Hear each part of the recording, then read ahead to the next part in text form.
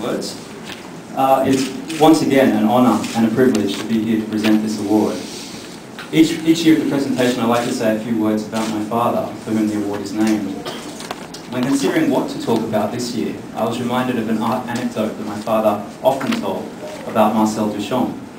The story goes, at least the way my father told it, that one of Duchamp's artworks was being moved from one gallery to another in preparation for an exhibition.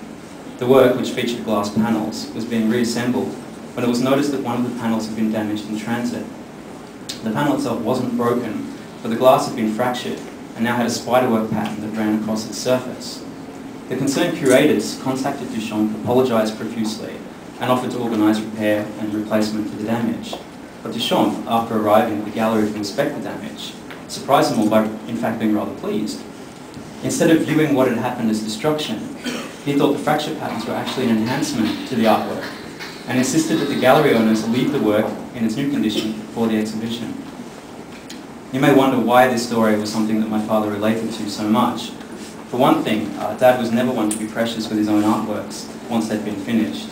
During the process of creation, he would labour and sweat to see them perfected, spending hours sketching, painting or sculpting until the work was crafted just how he wanted it to be.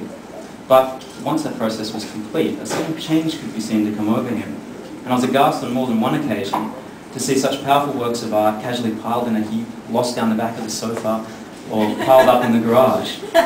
Once when running out of space in his studio, he considered throwing some of his older works away, and at other times he cut up or painted over older pieces to create new works from them.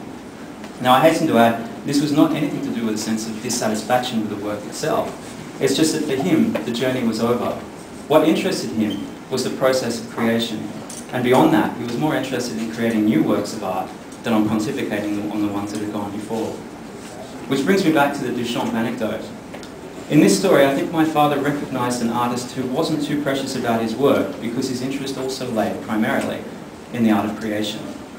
The artist's journey ends when the artwork is finished, but the other side of the story is that the artwork also has its own journey to take. What Duchamp saw in the fractured glass was not destruction, but rather the continuing development of a work of art separate from the artist himself. As I look around the exhibition here tonight, I see the completion of a journey for many artists, a creative journey that has taught them more about themselves, more about their religion and spirituality, and their imagination. But I also see the beginning of a journey for the artworks, as they begin a life separate from their respective creators, out in the world where they can be viewed by others, providing insight and inspiration to those who look at them. Something just as, if not more important, than the creative outlet they provided to the many talented artists who created them. Here tonight we are part of one journey ending and another one beginning. And I know my father firmly believed that the journey was always more important than the destination.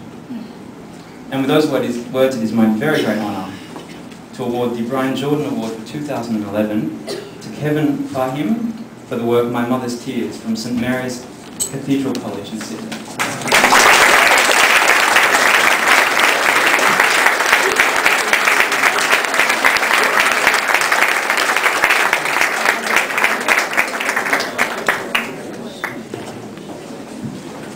Thank you very, very much, Darren. And if you don't mind, I might have a copy of that speech. My Year 11 art lesson on Monday morning. Now ready to roll.